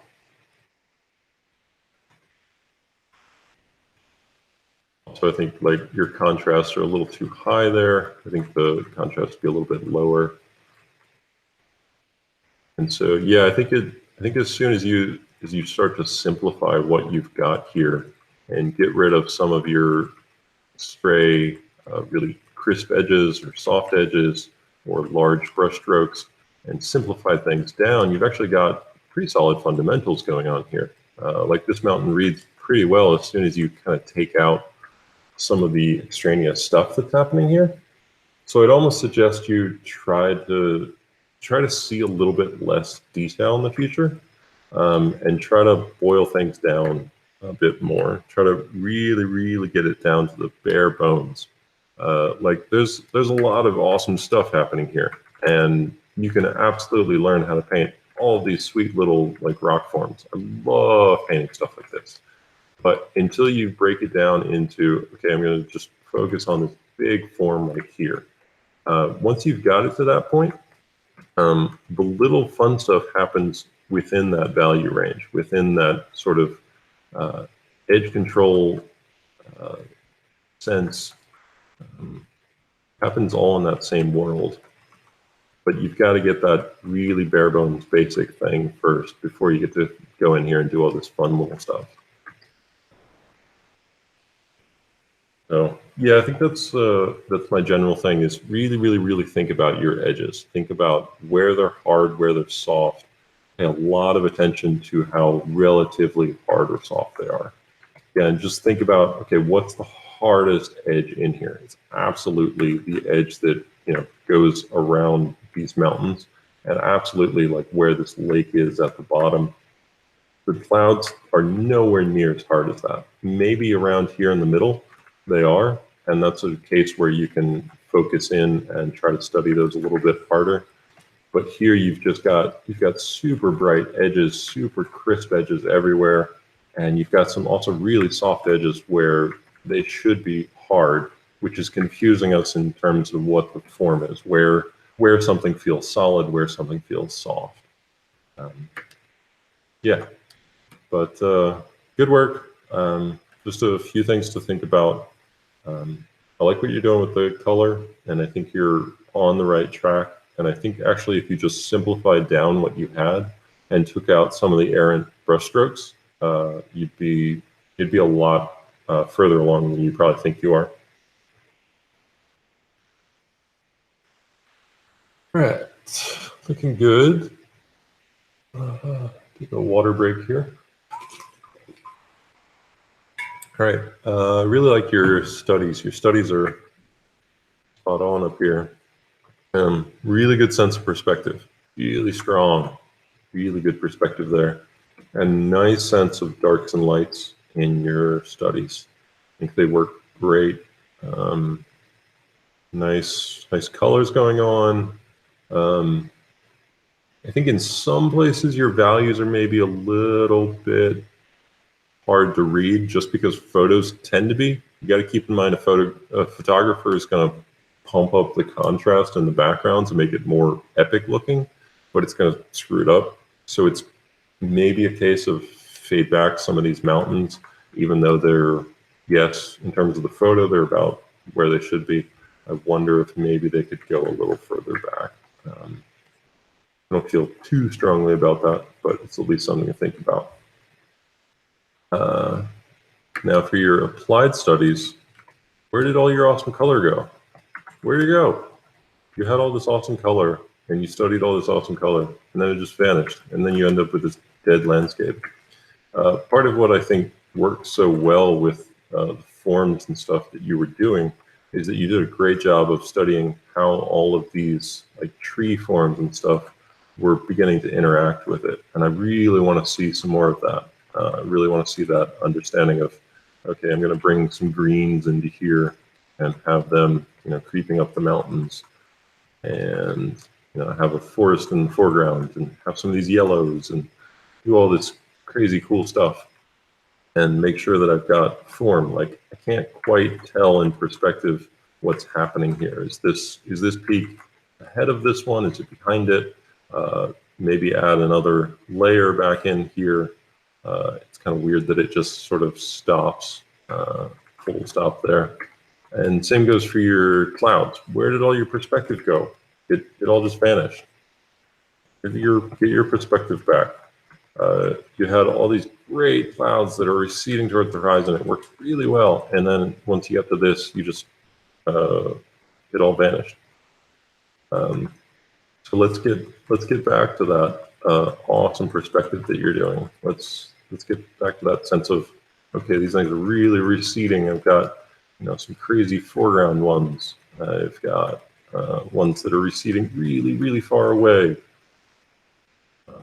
Tons and tons of depth in my image again.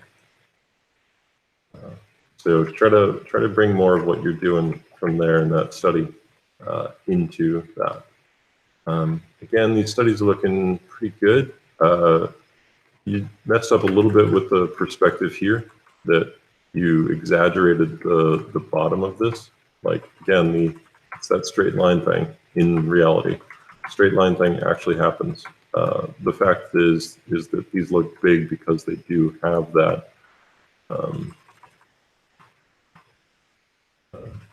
straight line perspective thing.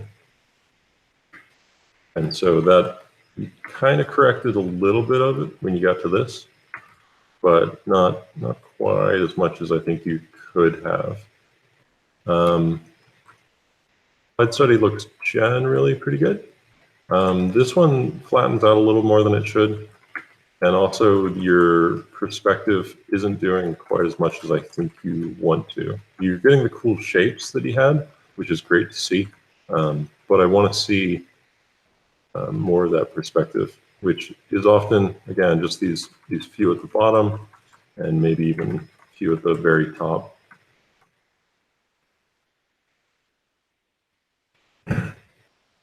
Also, it seems like your compositions, just in terms of your quick sketching, you're not really giving room for foregrounds. You're not really giving room for things to breathe in here. So let things actually be able to sit in here. Let them have a little bit of room. A trick that I'll often use when I end up with a sketch like this that feels kind of cramped in here and like there's not enough room for stuff, is I'll actually take what I've got and paste it into the image and actually just shrink it into the image and then start from there. And so paint out like, okay, well now I've got room for nice big foreground, and now I've got room to extend this thing up here, and I can paint bigger sky here. And so if a composition ever starts to feel kind of cramped like that, this is actually something that I will very often do to extend out my paintings and make them a little bit more grand in scale. Pretty sure I've done it at least some art camp demos. So just a thought. Not actually sure how often that happens and whether that'll keep happening when you're doing more of your own work, but something to think about. But yeah, I want to see more of the awesome stuff you're doing in your studies coming into your applied studies, because you can clearly see them, you can clearly understand them, and I want to see those brought into it rather than kind of going back to what you're used to, what you're comfortable doing. Right, he's looking good. Looks sweet. Like it. So I assume, yeah. Just want to make sure. So this is you did a little master study thing of it. I was like, why is this exactly the same? I assume that's the case. And then this photo study here. These look good. I think they're definitely on the right track. You're seeing a little more contrast than I think you need to. Again, subtlety is king when it comes to clouds, and fading them back is often correct. There's not a lot of contrast. You have to be able to say so much with such delicate subtlety. There's too much, and they're just gonna stick on there and be really, really dense, far too solid, far too contrasty clouds. They're going to draw too much attention on themselves, and they're not going to have that soft, luminous quality we're looking for when we paint really, really nice clouds. So this is a case where you do that lighten layer and soften things out. Just as a quick pass, fade that stuff back. And actually, I think that kind of works. Even though, yes, it's a little over the top, I think it works to do that. And when you start doing that, you start to realize, like, even then, just you could use a little bit more softness. I think your edges are pretty much right, but the problem is your edges are also relative to your values. So when you have a huge value difference, it draws more attention to the edge. So therefore, it looks like a harder edge. So when you've got edges like your reference here, where the value difference is very little, and they're actually quite hard, but suddenly that doesn't work quite as well when you have a stronger value contrast. And so you almost have to balance that out by softening them or by reducing that value contrast to a bit closer to what it is in reality.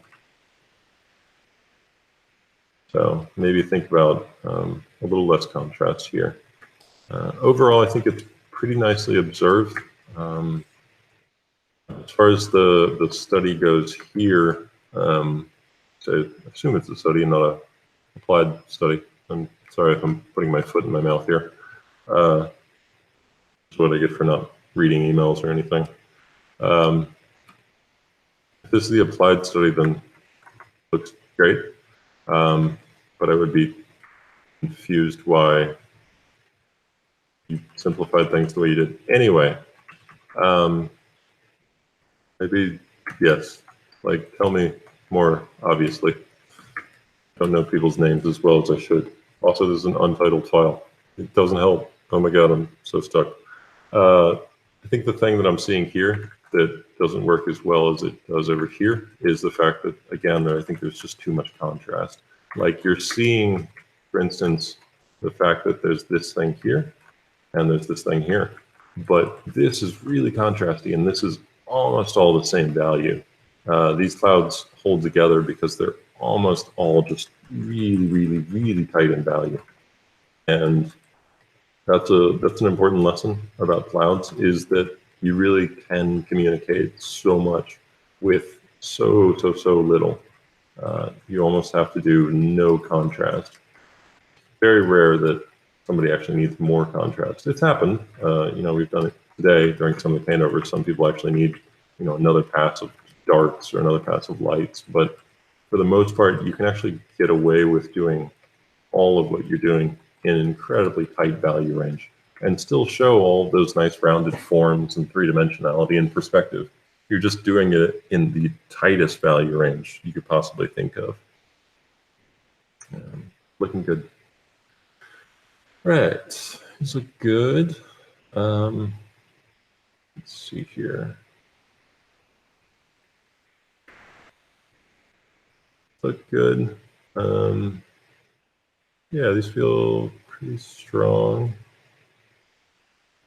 Good sense of looking at the various textures and forms there. Your clouds, yeah, are generally looking pretty good. I think looking at them a little closer, there's a few places that they are flattening a bit more than they should. It's obviously it's always a tough lighting scheme to do these backlit ones because they do have a tendency to do exactly that and flatten out because it's so hard to see their forms because all their edges are illuminated evenly and you have to say so much with very little tools at your disposal. But there is, when you start to look at it, there is like, you know, a sense of, okay, this is actually a sphere and this is a rounded soft form. And we want to make this dark edge really, really soft and integrate into it. That's kind of the other thing I'm seeing is that value-wise, I want to see the darks of these clouds almost being the exact same because they basically are. It's almost a lost edge there where we can't quite tell where it begins and where it ends, and actually see that a fair bit on the shadow sides of these where it really, really integrates into itself. So there's a little bit of flattening going on there. When you started to apply it, your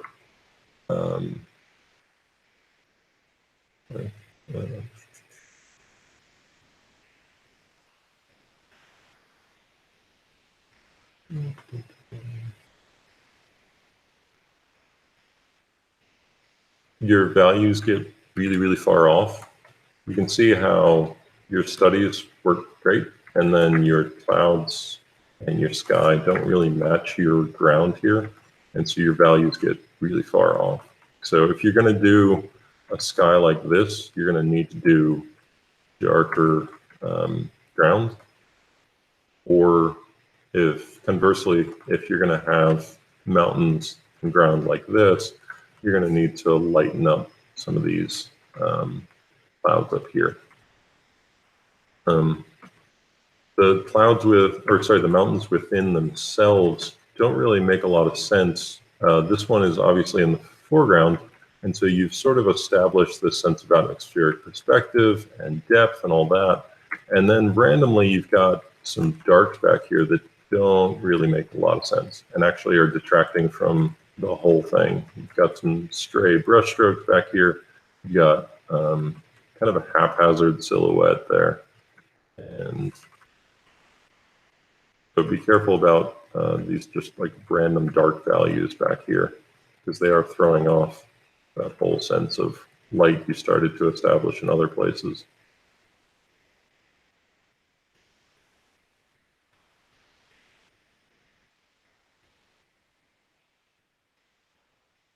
If you're going to have a shadow like that, actually make it a bit flatter than you're having. Don't just throw a layer and put a dark overlay layer on top of it. Go in there and paint those dark colors in there. It'll help it to tie together a bit more than what you've got.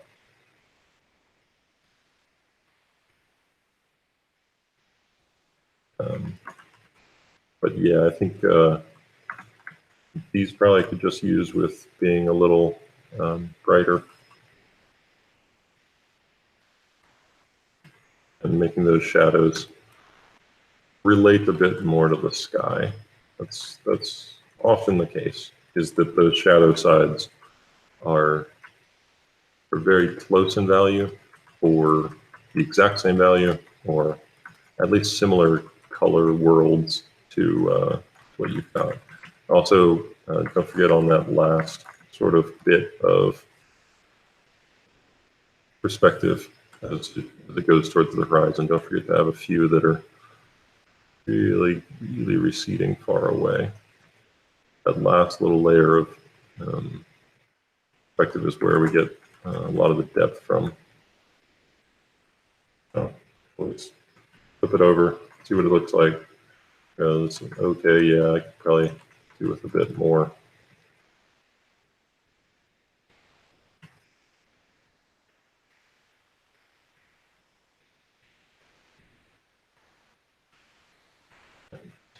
So just a few thoughts, just to push it a little bit further, but looking good. All right, it's looked really good. Really nice sense of values. I love what you're doing here in this bottom one. It's a really nice study. The only thing is I think as much as you've kept your values really tight, I actually think you can go a little further than you have. I like how close you've kept them, but I wonder if you'll have a stronger sense of light if you let yourself get a bit more contrasty than you have. Take a few areas and allow yourself to pop in a few extra highlights. I also maybe one more pass on your silhouettes. That's a case where, yeah, you've got something really strong going on here, but maybe take the next 5 minutes and go back in and re-clarify your silhouettes. Figure out any places you might be able to accentuate a little bit of overlap, or add in a few darks in there to show some lighting, show that little bit of extra form. Go right around the edges and take just one more pass at them, because that's about all it needs. And rather than taking another pass and kind of going over the whole thing, by focusing on just those edges, just those silhouettes, you kind of get the most bang for your buck. In that, that's where we're going to look first, and that's where we're going to fill in the blanks for all the rest of the scene. If that silhouette reads super well, it's shocking how little you need in these big open spaces. You need very, very little. But I love what you're doing here. You're showing a lot of the form there with the light. This has a great sense of perspective going on. I love how much this is receding. I do want to see you clarify your edges. I think some of these clouds are getting really, really sharp where they should often be kind of softer. There's a lot of softness here, and that softness lets us have crisper edges on these ground planes, and lets us accentuate these big sweeping mountain forms and separate the ground from the sky. Lets us have that, because if you look at this edge here, it's way, way, way too sharp, and you could do with softening that up so much more, and it brings it more up into the sky. It lets us feel like, okay, yeah, that feels more like cloud now. Not distracting our eye, drawing from the harder edges we're using in the ground planes and for our silhouettes. And goes for this, maybe a bit more softness in a few places. I like what you're doing overall. Like, I think overall it works pretty well. Like, you've got some really nice soft glow in the shadows here, and some really nice crisp observation in the light. But maybe just a few areas where it's drawing my eye a bit too much, and I want to see it softened out. Yeah, it's there, but maybe go back in and soften it. And it doesn't hurt to use a little smudge tool. Nothing wrong with it. It's a perfectly justifiable tool. If it ever gets too smudgy, obviously go back in and throw some hard edges in there, fix things up a bit. But there's nothing wrong with a bit of general smudging. Could be a very good tool. So yeah, looking really good. I want to see some applied studies, obviously, but your studies here are looking really good. Be careful with getting the ground to dark. You're right in what you're studying here, but it can be a problem of photography and over and under exposure. Like, yeah, this is certainly, the ground is going to certainly be darker, but it's also, you can see there's light and shadow here, which means this is illuminated. So there might be a little bit more contrast than what the photograph is necessarily showing you. Those photographs will very often struggle with getting the correct exposure both in sky and ground. But I think you're on the right track, and you're doing great. And I think that's everybody. So yeah, that about wraps us up for today. Thanks again. You guys did great stuff. Really liked all the stuff you're doing. And hopefully what I said today helps kind of push you in the right direction, show some of the things that could help make all this stuff a little bit better. A lot of talk about, obviously, edges, a lot of talk about perspective, because I'm always going to talk about perspective, and edges are really important for this stuff, and trying to get that sense of different materials and different forms and all that stuff. So looks really good, and excited for what you do this coming week. And yeah, good luck, get back to work, and I'll talk to you guys next time.